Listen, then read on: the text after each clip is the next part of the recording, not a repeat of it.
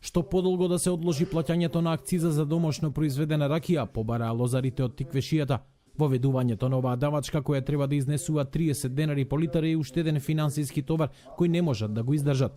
Најголемиот дел од нив произведуваат ракија само за да не го фрлат грозието за кое има се помалку пласман. Нека се одложи за некоја година до година, две, как се оде да се одложи, например, воа, маце од маце, што имат некои, имат и количини ракија, уште пред 10 години си. Тука е дојдено више нож до коска, кај што е тенко, таму се кине. Да има цена на грозието.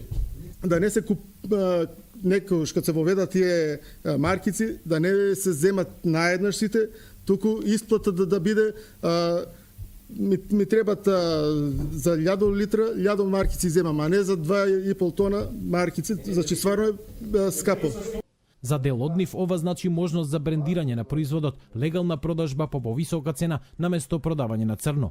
Треба да сме свесни дека производство на ракија и продажба на ракија во туби има само кај нас во Македонија. Маржата наша ни ја земат препродавачите на црно, кои што ни ја продаваат ракијата. Лозарите сметаат дека освен акцизата, ќе имаат и скриени трошоци како печатење етикети и набавка на стаклени шишиња. Градоначалникот на Кавадарци Митко Јанчев понуди општината да покрива дел од овие трошоци. Бесплатно да ги изотве дизајнот на етикета, дизајнот на брендот. Тоа со наши менаџери, со наши IT технологии, да го даеме како субвенција за регистриран производител на ракија.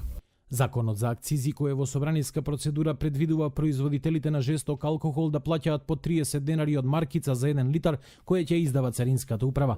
Пратеникот Панчо Минов вели дека законот мора да се усогласи со европската регулатива, но со амандман ќе предложи одлагање на неговата примена.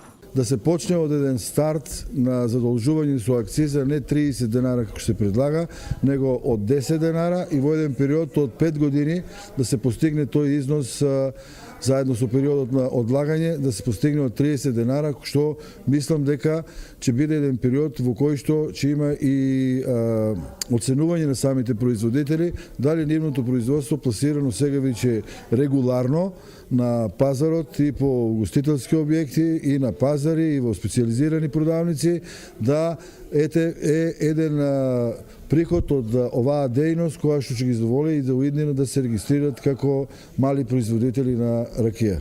Од Царинската управа сметаат дека одлагањето не е лошата работа што може да се случи. Им порачуваат на лозарите, но ова да гледаат како шанса, а не како нова давачка. Основната работа на државата не е да собере пари. Напротив, малце се парите што државата ќе ги собере. Има цигари, има нафта, државата од други места може да собере пари.